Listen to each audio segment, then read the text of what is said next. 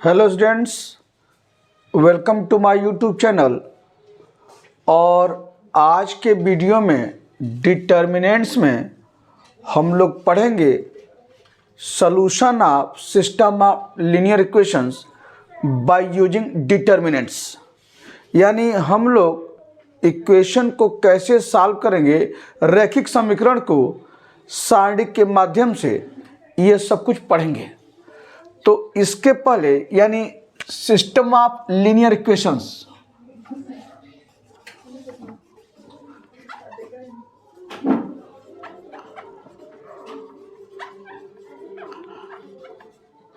System of linear equations, इसमें कुछ और भी चीजें आपको बताऊंगा कि इसका क्या मतलब होता है, किस तरह के इक्वेशन को क्या कहते हैं, इसमें आपको बताऊंगा। तो सिस्टम ऑफ लीनियर इक्वेशंस में पहले जो है क्या होता है जानिए, होमोजीनियस इक्वेशन।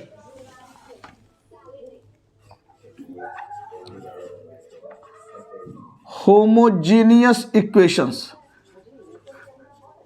किस तरह के इक्वेशन को होमोजीनियस इक्वेशन कहते हैं ये जानिए। यानी it is a equation, it is an equation of the type, कोई इक्वेशन अगर इस तरह का रहे ax plus B Y plus C Z equal to 0, इस तरह का इक्वेशन अगर दिखाई दे ax plus B Y plus C Z equal to 0, तो इस तरह के इक्वेशन कहते हैं क्या, homogeneous equation. It is an equation of the type is called homogeneous equation. Homogeneous equation.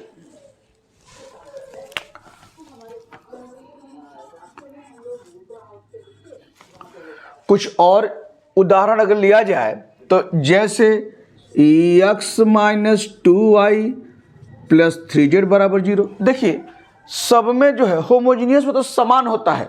तो देखिए यहाँ भी x, यहाँ भी y, यहाँ भी z, ये लीनियर इक्वेशंस है, यानी सब में वेरिएबल दिख रहा है और बराबर एक क्या है, 0 है। तो इस तरह का इक्वेशन कहते हैं होमोजीनियस। या लिख सकते हैं 2x plus 3y plus 5z equal to 0। तो इस तरह का इक्वेशन अगर दिखाई दे, इसे क्या कहते हैं, होमोजीनियस इक्वेशन। यानी इसमें देखिए कोई भी कांस्टेंट टर्म नहीं है, सारे जो वेरिएबल हैं सबके जो है देखिए एक घात के सब दिख रहे हैं, ये लीनियर इक्वेशन है और कोई भी कांस्टेंट टर्म नहीं है। तो इस तरह का इक्वेशन आपको दिखाई दे, इसे क्या कहते हैं, होमोजीनियस इक्वेशन। अब इसके बाद जो है दूसरा क्या है, नॉन होमोजीनियस इक्वेशन। ये क्या होता है, नॉन होमोजीनियस इक्वेशन। किस तरह इक्वेशन कहते हैं, इट इज एन इक्वेशन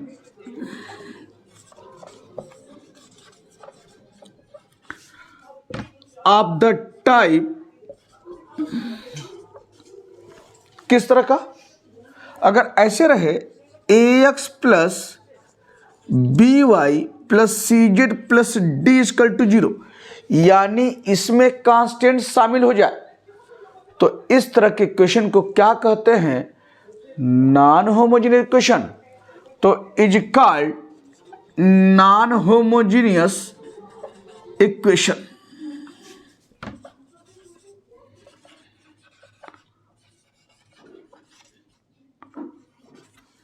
तो जिसमें कांस्टेंट शामिल है, चाहे कांस्टेंट को इधर लिखिए चाहे उधर लिखिए। तो जैसे अगर लिखना चाहें तो x minus Y plus 3z, या कुछ भी ले लिए, प्लस 4z इक्वल टू 3।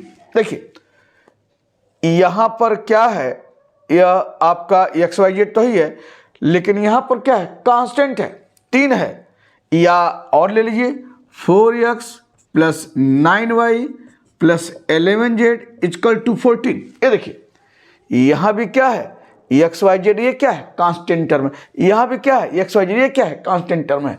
तो और अगर यही जीरो हो जाता कांस्टेंट टर्म तो क्या हो जाता, होमोजीनियस इक्वेशन हो जाता। और यहाँ पर अगर कांस्टेंट टर्म है एक्स वाई जेड के साथ तो कैसा है, नॉन होमोजीनियस इक्वेशन।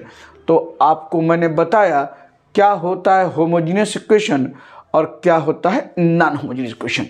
अब आइए फिर आपको बताएं कंसिस्टेंट और इनकंसिस्टेंट का क्या मतलब है, क्योंकि ये सब शब्द इस्तेमाल होंगे। तो कंसिस्टेंट और इनकंसिस्टेंट का मतलब क्या है ये भी जानिए।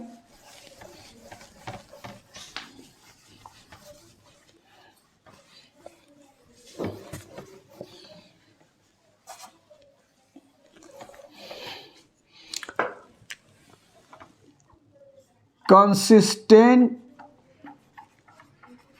क्या होता है, द सिस्टम ऑफ इक्वेशंस, यानी इक्वेशन का ऐसा सिस्टम क्या है, द सिस्टम ऑफ इक्वेशन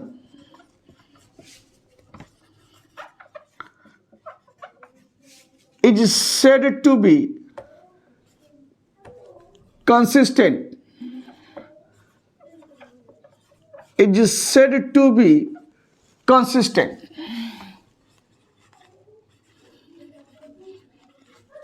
यानी क्या कह रहे हैं कि एक समीकरण की ऐसी व्यवस्था को हम कंसिस्टेंट कहते हैं जब वह समीकरण जो है कोई हल रखता है, यानी एक और केवल एक हल रखे या अनेक प्रकार के हल रखे, यानी इनफाइनाइट नंबर ऑफ सॉल्यूशन, यानी अनंत हल रखें।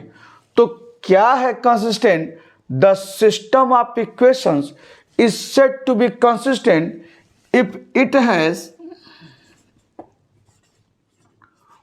one or more solutions। यानी कोई भी इक्वेशन एक या एक से ज्यादा सॉल्यूशन रखता है तो उस तरह के सिस्टम ऑफ इक्वेशन को क्या कहते हैं, कंसिस्टेंट। कंसिस्टेंट का मतलब यह है कि इक्वेशन सॉल्यूशन रखता है। अब सॉल्यूशन रखता है तो दो कंडीशन बनती है, यानी पहला क्या, यूनिक सॉल्यूशन। ये देखिए यूनिक सॉल्यूशन, यूनिक का मतलब होता है केवल एक और एक ही, केवल एक और एक ही।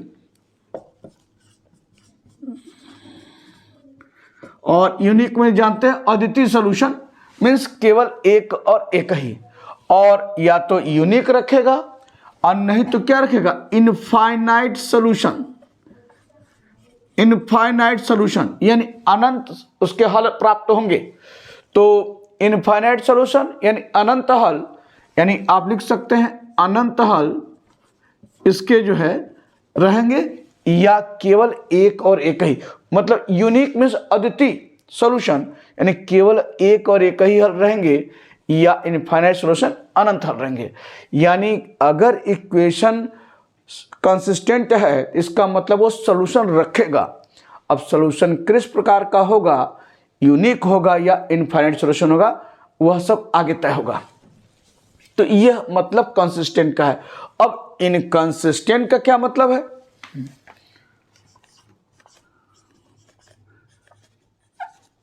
इनकंसिस्टेंट ये क्या होता है, the system of equations, the system of equations is said to be inconsistent.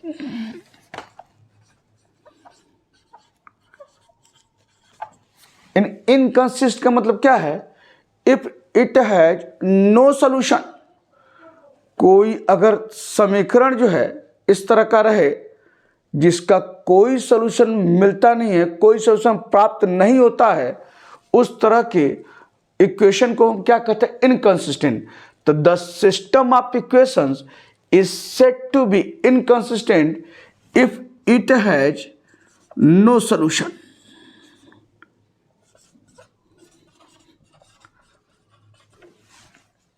तो कंसिस्टेंट का मतलब सॉल्यूशन रखता है, ऐसे समझिए। इनकंसिस्टेंट का मतलब सॉल्यूशन नहीं रखता है। और सॉल्यूशन रखता है यानी कंसिस्टेंट है, तो किस तरह का सॉल्यूशन रखता है? यूनिक रखता है कि इनफाइनाइट रखता है। तो यह आपको कंसिस्टेंट और इनकंसिस्टेंट बताया। अब एक बहुत महत्वपूर्ण जो है वह रूल है, मेथड है, वह क्या है? That is called Cramer's rule. तो क्रेमर्स रूल क्या है यह बता दें आपको।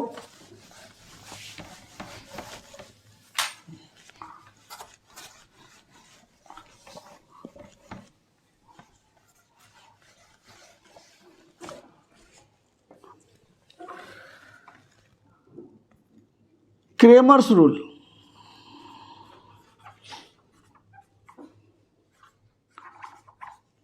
यानी क्या है? क्रेमर का नियम।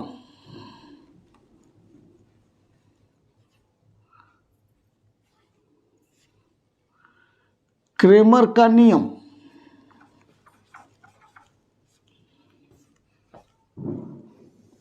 क्या है? क्रेमर्स रूल यह क्या है पहले बताएं आपको। It is a method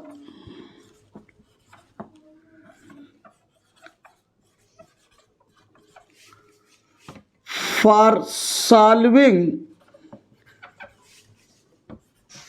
linear equations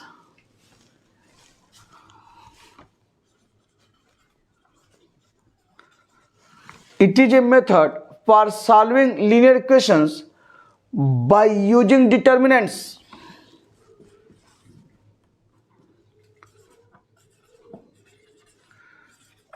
By using determinants. अब हिंदी में क्या है इधर देखिए।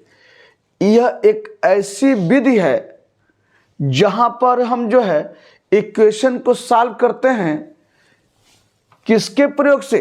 किसके हेल्प से? सारणिक के प्रयोग से। यानी सारणिक के द्वारा किसी इक्वेशन को सॉल्व करने की जो विधि है वही आप क्या है? क्रेमर्स रूल है। यानी क्रेमर्स रूल के द्वारा एक ऐसी विधि है जहां पर हम जो है लीनियर इक्वेशन को सॉल्व करते हैं सारणिक का प्रयोग करते हुए। अब इसमें जो है दोनों चीज बता दें। पहले 2 वेरिएबल पर कैसे सॉल्व करने का तरीका है, फिर 3 वेरिएबल पर कैसे सॉल्व करना है। यानी 2 अननोन हैं तो उन पर कैसे, 2 अज्ञात राशियां हैं तो उस पर क्रेमर्स रूल क्या आएगा। 3 अज्ञात राशियां हैं, 3 अननोन हैं, उस पर क्रेमर रूल सॉल्व करने का क्या तरीका है, बारी बारी से। तो पहला जो है ये लिखिए जो है इक्वेशंस हैविंग 2 अननोन्स। देखिए इंग्लिश हिंदी कुछ भी समस्या नहीं होनी है क्योंकि मैथ में बहुत ज़्यादा फर्क नहीं पड़ता है। बाकी आपको देखिए जो इंग्लिश में है आपको हिंदी में भी वही चीज़ बोल रहा हूँ तो आप हिंदी में समझिए और जो बोल रहा हूँ हिंदी में लिखिए। हिंदी में भी तमाम चीज़ें लिखी जा रही हैं और इंग्लिश में भी यही हैं। तो इक्वेशंस हैविंग 2 अननोन्स यानी ऐसा इक्वेशन जिसमें 2 अज्ञात राशियां हैं तो उस केस में क्रेमर्स रूल कैसे लगाया जाएगा ये देखिए। अब मान लिया लेट कोई इक्वेशन है a1x प्लस b1y बराबर 0। फिर क्या लिखेंगे a2x प्लस b2y बराबर 0। यहां एक चीज 0 न कर C1 और C2 या D1 D2 ले लीजिए, कुछ भी ले लीजिए, या C1 C2 या D1 D2। D1 कर देते हैं तो और अच्छा है, कोई दिक्कत नहीं है। यानी यहाँ पर D1 कर लीजिए और यहाँ पर D2, कुछ भी कर सकते हैं, C1 C2 D1 D2 जो इच्छा कीजिए। अब यहाँ से मुझे जो है डिटरमिनेंट रूप में कैसे लिखेंगे इसे देखिए। पहला जो है डेल्टा हम लिख रहे हैं डिटरमिनेंट, यानी डेल्टा जानते हैं सारणिक के सिंबल है। इसको लिखने के लिए क्या करेंगे, जो एक्स वाई का गुणांक है उसे लिख लीजिए। तो डेल्टा बराबर क्या है ये देखिए a1 B1 और ये क्या है A2 B2। ये डेल्टा आपका जो है A1, ऐसे देखिए A1 A2 B1 B2 है।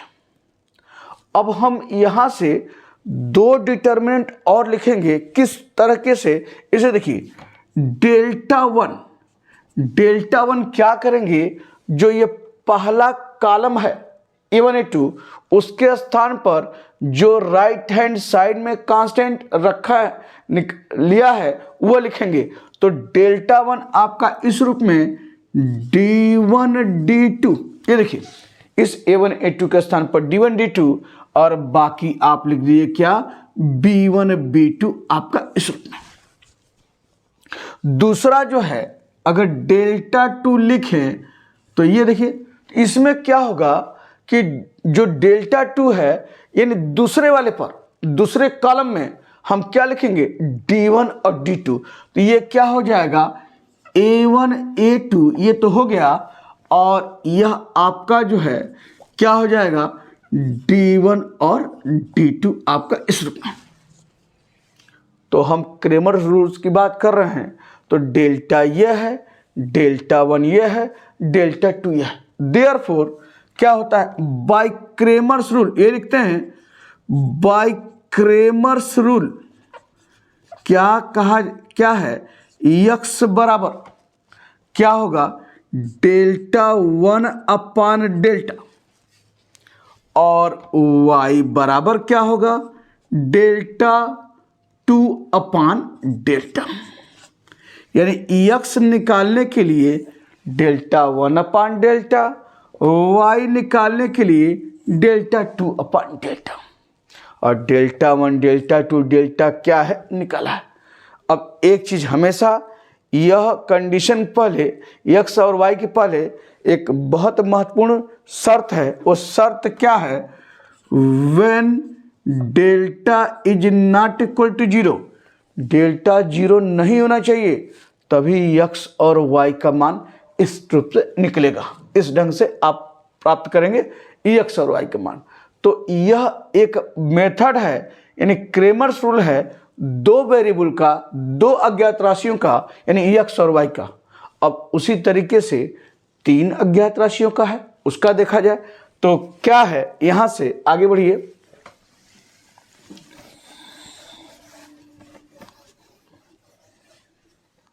दूसरे नंबर पर इक्वेशंस हैविंग 3 अननोन्स, 3 अगर अज्ञात राशियां हैं, 3 अननोन्स, तो क्या हो जाएगा, लीजिए यहां पर इक्वेशन ले लीजिए a1x plus b1y plus c1z equal to d1। दूसरा ले लीजिए a2x plus b2y plus c2z equal to d2। तीसरा ले लीजिए a3x plus b3y plus c3z equal to d3। ये ले लिया। अब इसको जो है डिटर्मिनेंट फॉर्म में मुझे लिखना है, तो पहले डेल्टा जो है यहाँ क्या लिखेंगे, डेल्टा जो है आपका तीनों में एक्स वाई जेड का कोफिशिएंट देखिए क्या क्या है वो लिखेंगे। तो यहाँ एक्स वाई जेड कोफिशिएंट में गुणांक यहाँ पर क्या है a1 b1 c1, यहाँ पर क्या है a2 b2 c2, यहाँ पर देखिए एक्स वाई जेड गुणांक a3 एक्स का गुणांक a3 y का b3 z का c3। तो क्या हो जाएगा a3 b3 c3, यह क्या है डेल्टा है। अब डेल्टा 1 लिखना मुझे है उसी तरीके से। तो नाउ डेल्टा 1, यहां से डेल्टा 1 क्या हो जाएगा बराबर, कैसे डेल्टा 1 लिखते हैं, जो पहला कॉलम है, 2 वेरिएबल जैसे बताया है उसी तरह से 3 वेरिएबल में भी 3 अज्ञात राशियों में से, तो पहला जो कॉलम है इसको हटाते हुए क्या यहां लिखेंगे d1 d2 d3। तो ये क्या हो जाएगा d1 d2 और d3।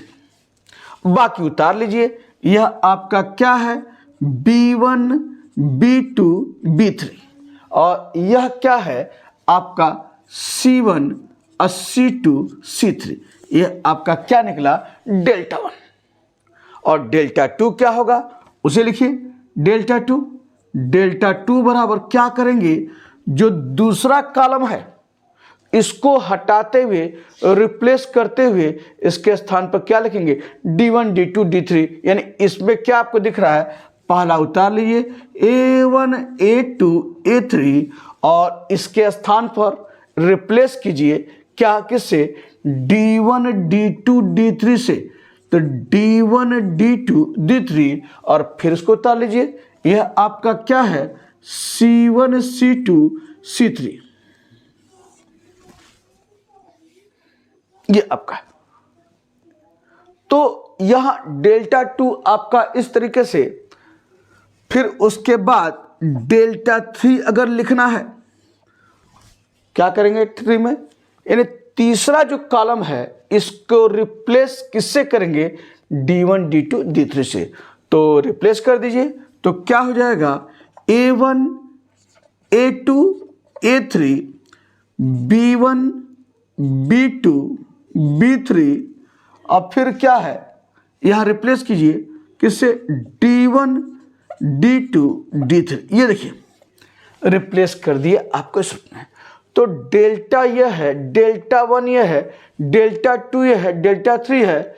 Therefore by Cramer's rule, यहां लिख रहे हैं बाय क्रेमर्स रूल क्या आपका होगा? x बराबर डेल्टा 1 बाई डेल्टा, y बराबर डेल्टा 2 बाई डेल्टा और z बराबर डेल्टा 3 बाई डेल्टा। ये देखिए, तो x का मान इससे निकलेगा, y का मान इससे निकलेगा और z का मान इससे निकलेगा। और यहां पर भी कंडीशन वही है, व्हेन क्या कंडीशन है? Delta is not equal to 0। Delta 0 नहीं होना चाहिए, तभी एक्स वाई जेड का मान निकलेगा। तो यह आपका जो है 3 वेरिएबल में क्रेमर्स रूल जो है, आपको यह फार्मूला बताया, 2 वेरिएबल में बताया।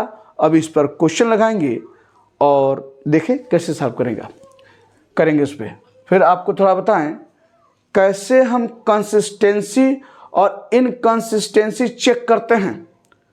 मतलब इस नॉन होमोजेनियस इक्वेशन की पहले बात करेंगे और फिर होमोजेनियस इक्वेशन में क्या है उसकी बात करेंगे। तो test for consistency and inconsistency.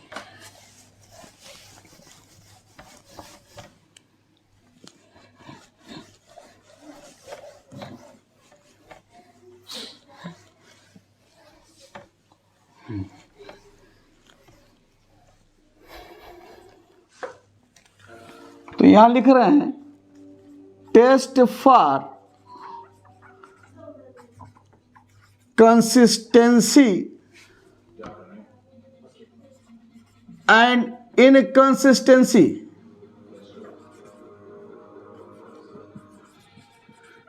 कैसे हम जो है टेस्ट करेंगे कंसिस्टेंसी और इनकंसिस्टेंसी, किस तरह के क्वेश्चन को? नॉन होमोजेनियस लीनियर इक्वेशन को। वह ऐसे इक्वेशन रहे जो नॉन होमोजेनियस इक्वेशन रहे, यानी कैसा? a1x plus b1y plus c1z equal to d1। फिर क्या है? a2x plus b2y plus c2z equal to d2। अब फिर क्या है? a3x plus b3y plus c3z equal to d3। अगर इस तरह का इक्वेशन जो नॉन होमोजीनियस है तो कंसिस्टेंसी कैसे चेक करते हैं इसे देखिए। यानी क्या करेंगे, पहला जो है डेल्टा निकालेंगे। तो डेल्टा जानते हैं ना, डेल्टा बराबर क्या होता है? तो डेल्टा बराबर जो है आपका यहाँ पर क्या है, यानी a1 b1 c1 a2 b2 c2 a3 b3 c3। और डेल्टा 1 क्या है आपका? यह पहला कॉलम हटाएंगे किससे? d1 d2 d3 से। तो ये आपका D1 D2 D3 और B1 B2 B3 और C1 C2 और C3 सब बता चुके हैं। C3 ये आपका जो है हुआ इस वक्त में। और डेल्टा 2 लिखिए। डेल्टा 2 क्या है, यहां पर क्या हो जाएगा, दूसरे इसको रिप्लेस करना है D1 D2 D3 से, तो बाकी लिख लीजिए A1 A2 A3 D1 D2 D3 और C1 C2 C3 ये आपका डेल्टा 2 है। और डेल्टा 3 लिख लीजिए। डेल्टा 3 बराबर क्या हो जाएगा आपका, तीसरे इसको रिप्लेस करना है किससे, D1 D2 D3 से, तो क्या हो जाएगा A1 A2 A3 B1 B2 B3 और ये क्या है D1 D2 और D3 ये। तो कंसिस्टेंट कब होगा, इस तरह के क्वेश्चन कैसे टेस्ट करते हैं। अगर कंसिस्टेंट की बात है, पहला अगर डेल्टा जो है निकालिए, डेल्टा यानी यह डिटरमिनेंट अगर जीरो नहीं है, यानी डेल्टा आप पता है क्या है, अगर यह जीरो नहीं है तो इक्वेशन क्या होगा, कंसिस्टेंट होगा और यूनिक सॉल्यूशन रखेगा। If delta is not equal to zero then it has unique solution. It is consistent, यानी कंसिस्टेंट तो होगा ही, it is consistent and it has unique solution. It has unique solution. क्या कह रहे हैं कि अगर डेल्टा जो है जीरो नहीं है, ठीक, और डेल्टा जब जीरो नहीं है यानी यह डिटर्मिनेंट, तो इक्वेशन कैसा होगा, कंसिस्टेंट होगा और यूनिक सॉल्यूशन रखेगा, यानी केवल एक और एक ही सॉल्यूशन रखेगा। बात समझ में आ रही है ना। तो इस केस में हमारा कंसिस्टेंट होगा और इट है यूनिक सॉल्यूशन। दूसरा क्या है केस, अगर मान लिया दूसरा, और इसमें अगर जो है डेल्टा अगर जीरो हो जाए, if delta equal to zero, और तीनों में से डेल्टा 1 डेल्टा 2 डेल्टा 3 में से कोई कम से कम एक भी अगर जीरो नहीं है, यानी if delta equal to zero and at least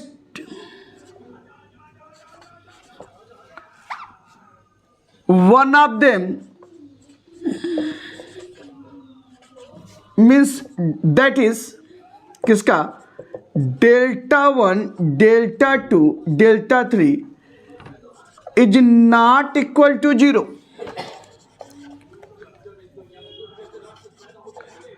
not equal to zero क्या कर रहे हैं, अगर डेल्टा का मान जीरो हो जाए और delta 1 delta 2 delta 3 at least, यानी कम से कम इसमें से कोई एक अगर जीरो ना हो, भाई दोनों जीरो हो सकता है, तीनों जीरो हो सकता है, लेकिन तीनों में से एक भी अगर जीरो नहीं है, चाहे डेल्टा 1 जीरो नहीं है, और अगर डेल्टा 1 जीरो है, डेल्टा 2 जीरो नहीं है, और अगर डेल्टा 1 डेल्टा 2 जीरो है, डेल्टा 3 जीरो नहीं है, यानी कम से कम एक भी अगर तीनों में से डेल्टा 1 डेल्टा 2 डेल्टा 3 जीरो नहीं है, चाहे यह जीरो नहीं है, अगर यह जीरो है तो अगर यह जीरो नहीं है, अगर ये दोनों जीरो है तो यह जीरो नहीं है, एक भी अगर तीनों में से जीरो नहीं मिला और डेल्टा अगर जीरो है, तो इक्वेशन क्या होगा, इक्वेशन इज इनकंसिस्टेंट। तो क्या लिखेंगे कि देन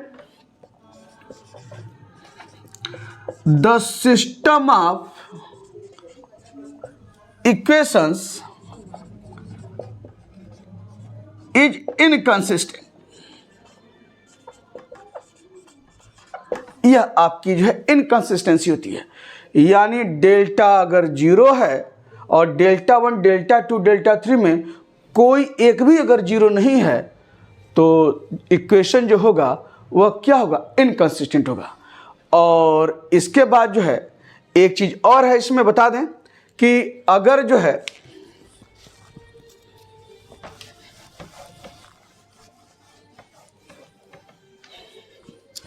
तीसरे पॉइंट बता दें, अगर मान लिया डेल्टा भी 0 है और डेल्टा 1, डेल्टा 2, डेल्टा 3 सब 0 है, तब क्या होगा, the equation has no solution.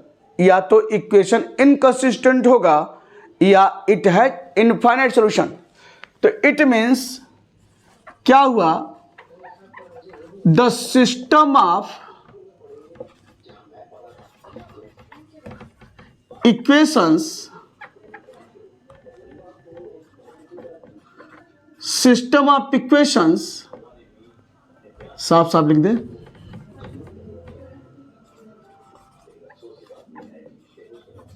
has either no solution or infinite solutions, or infinite solutions। क्या कर रहे हैं, ये सिस्टम यस साफ साफ बना लीजिए, यस है कि अगर डेल्टा भी 0 है और डेल्टा 1, डेल्टा 2, डेल्टा 3 सभी 0 हैं, तो जो सिस्टम ऑफ इक्वेशन होगा या तो सॉल्यूशन नहीं रखेगा या तो इनफाइनाइट सॉल्यूशन रखेगा। दोनों पार्ट इसमें शामिल रहता है और उसके बाद हम टेस्ट करके देखते हैं कि वह नो सॉल्यूशन है या इनफाइनाइट सॉल्यूशन रखता है। तो इस कंडीशन में या तो सॉल्यूशन नहीं रखेगा या तो रखेगा तो इनफाइनाइट सॉल्यूशन रखेगा। तो यह आपका जो है कंसिस्टेंसी और इनकंसिस्टेंसी हम लोग टेस्ट करते हैं नॉन होमोजेनियस इक्वेशन के लिए, यानी a1x plus b1i plus c1z equal to d1 के रूप में। अब हम लोग जो है चलते हैं होमोजेनियस इक्वेशन के बारे में बात किया जाए, उसका सॉल्यूशन कैसे हम लोग निकालते हैं इसको देखिए। सॉल्यूशंस फॉर होमोजेनियस इक्वेशंस,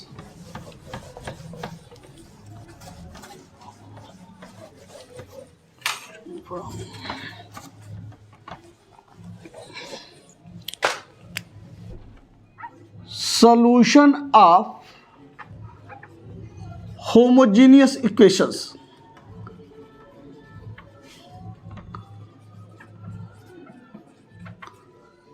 चलिए हम एक सिस्टम ऑफ इक्वेशन ले लें, वो क्या है, a1x plus b1y plus c1z equal to 0। फिर ले लिया a2x plus b2y plus c2z equal to 0। और फिर ले लिया आपका a3x plus b3y plus c3z equal to 0। दिख रहा है ना, होमोजेनियस इक्वेशन है, बता चुके हैं। इनके राइट हैंड साइड यानी कांस्टेंट टर्म क्या है, 0 है। तो यह आपका जो है यह क्या है, होमोजेनियस इक्वेशंस है। अब इनका कैसे हम लोग सॉल्यूशन देखते हैं कि सॉल्यूशन रखता है, सॉल्यूशन नहीं रखता है, सॉल्यूशन रखता है तो यूनिक रखता है या क्या रखता है, यानी नो सॉल्यूशन रखता है या इनफाइनाइट सॉल्यूशन रखता है, सब कुछ जो है इसमें कैसे हम लोग देखते हैं। तो क्या करते हैं, यहाँ भी हम डिटरमिनेंट डेल्टा निकालते हैं। तो यहाँ क्या लिखिए, नाउ डेल्टा बराबर, यानी डिटरमिनेंट क्या होगा, सबके एक्स वाई जेड का कोफिशिएंट लिखेंगे। तो डेल्टा क्या है, एक्स वाई जेड का गुणांक a1 b1 और c1 देखिए। और यहाँ क्या होगा आपका a2 b2 और c2। यहाँ पर क्या होगा a3 b3 और c3 आपका यहाँ पर। यह आप डेल्टा है यानी एक्स वाई जेड का गुणांक लिखा।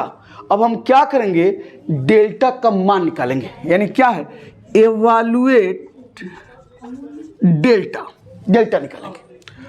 तो डेल्टा निकालेंगे यानी डिटरमिनेंट का मान निकालेंगे साइड का। तो क्या हो सकता है, या तो 0 हो सकता है या 0 नहीं हो सकता, और तो कोई संभावना है नहीं। तो इसमें जो है डेल्टा आपने निकालने के बाद अगर डेल्टा का मान 0 नहीं है, डेल्टा का मान 0 नहीं है, तो उस केस में क्या होता है, then the system of equations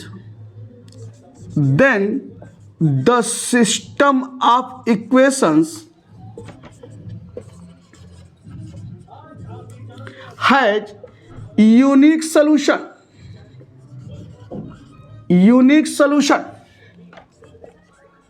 और यूनिक सॉल्यूशन होता क्या है, गिवन बाई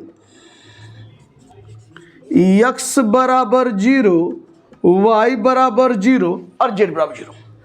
यानी अगर डेल्टा 0 नहीं है तो जो सिस्टम ऑफ इक्वेशंस होगा वह यूनिक सॉल्यूशन रखता है। और वो सॉल्यूशन है क्या, x बराबर 0, y बराबर 0 और z बराबर 0। इट इज एक शब्द और यूज करते हैं, इसको क्या कहते हैं वो भी जानिए। इट इज आल्सो कॉल्ड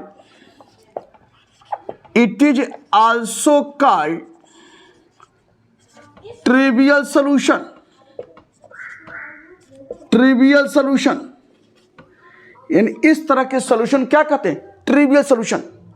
यानी x बराबर 0, y बराबर 0, z बराबर 0 इज योर ट्रिवियल सॉल्यूशन। एक चीज हमेशा ध्यान रहे, ट्रिवियल शब्द जो है होमोजीनियस इक्वेशन के लिए इस्तेमाल होता है। तो जहां ट्रिवियल की बात है तो देखिए वो होमोजीनियस इक्वेशन ही दिखाई देगा। तो ट्रिवियल आप सॉल्यूशन रखता है अगर डेल्टा इज नॉट इक्वल 0। दूसरा कंडीशन क्या है, मैं यहां लिखता हूं, मैं मिट देता हूं, इसको मिटाता हूं कि अगर जो है मान लिया डेल्टा का मान, दूसरा पॉइंट यहां लिख देते हैं, if delta is equal to, मान लिया यह है आपका 0। डेल्टा अगर 0 आ गया, भाई डेल्टा डिटर्मिनेंट, जो डिटर्मिनेंट लिखे हैं आपका यही a1 b1 c1 a2 b2 c2 a3 b3 c3, यही लिखे हैं ना। अगर डिटर्मिनेंट का मान भाई क्या हो सकता है, या तो 0 होगा नहीं तो 0 नहीं होगा। तो 0 नहीं है तो आपको ये ट्रिवियल सॉल्यूशन मिल गया। और अगर 0 है, if delta is equal to 0, तो क्या होगा, then the system of equations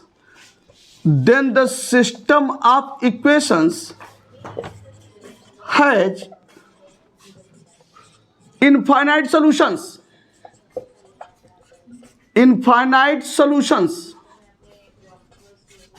क्या बता रहे हैं कि अगर डेल्टा का मान 0 है तो जो इक्वेशन होगा वो कैसा सॉल्यूशन रखेगा, इनफाइनाइट सॉल्यूशन।